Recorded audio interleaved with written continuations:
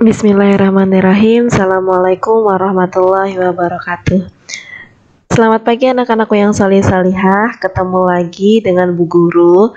Hari ini kita akan belajar tentang tematik tema 2, muatan IPA, yang akan membahas tentang cara makhluk hidup menyesuaikan diri dengan lingkungannya.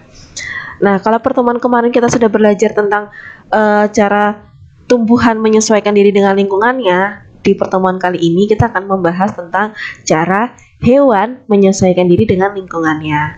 Langsung aja ya. Pada hewan terdapat adaptasi tingkah laku.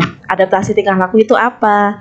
Yaitu bentuk perubahan tingkah laku pada hewan untuk menyesuaikan diri terhadap lingkungan dan menjaga kelangsungan hidupnya. Contohnya yang pertama ada mimikri. Apa itu mimikri? Mimikri adalah adaptasi yang dilakukan hewan dengan cara mengubah warna kulit seperti warna lingkungannya. Nah, mimikri ini biasanya terjadi pada bunglon ya anak-anakku. Pasti kalian juga pernah melihatnya. Bunglon akan mengubah warna kulitnya menjadi hijau jika ia sedang berada di antara tumbuhan hijau. Namun, ia juga bisa menjadi coklat nih jika dia berada di tanah ataupun di daun-daun kering. Contoh yang kedua ada autotomi. Anak-anakku bisa melihat gambar yang di sini ya. Autotomi adalah pelepasan atau pemutusan bagian tubuh binatang untuk melepaskan diri dari kejaran mangsanya. Contoh dari autotomi adalah cicak. Cicak akan melepaskan ekornya ketika berada di keadaan yang berbahaya, seperti dikejar oleh kucing dan hewan pemangsa lainnya. Pasti anak-anakku juga pernah melihat ya, ketika cicak melepaskan ekornya ketika sedang dikejar oleh kucing.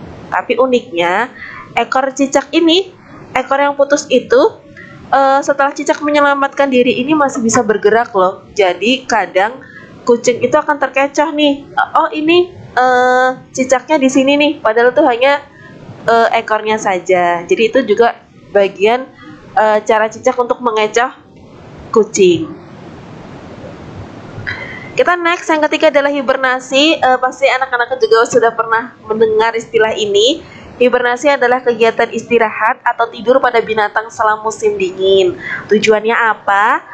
Tujuan hewan melakukan hibernasi adalah untuk menghemat energi, menghindari kekurangan makanan, dan menghindari cuaca yang terlalu dingin.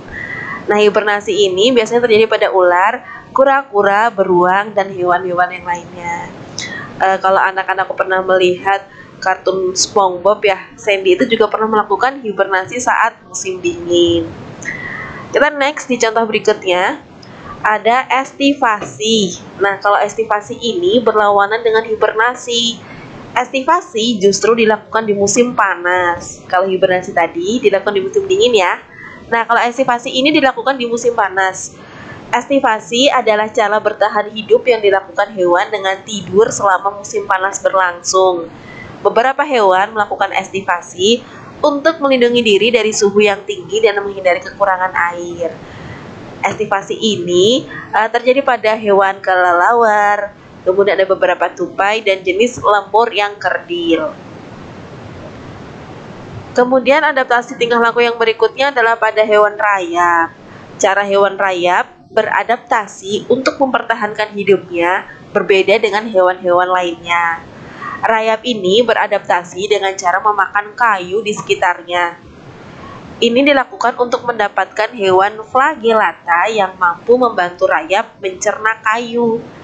Hewan flagellata terdapat pada kayu karena pada saat usus bagian belakang rayap terkelupas, flagellata yang ada di dalam usus rayap juga ikut terbuang.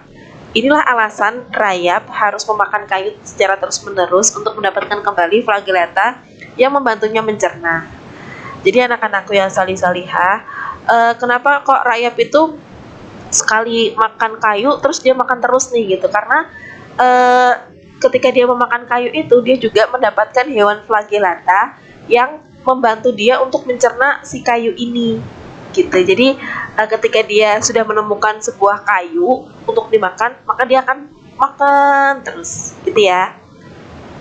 Next, di adaptasi yang berikutnya, ini juga kalian sering melihat ya, adaptasi pada mamalia air.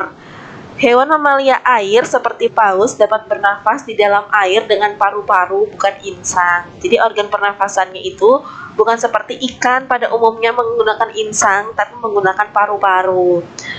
Paus harus keluar ke permukaan air untuk menghirup udara sebanyak-banyaknya sampai udara yang terisi ke dalam paru-paru mencapai sekitar 3.350 liter.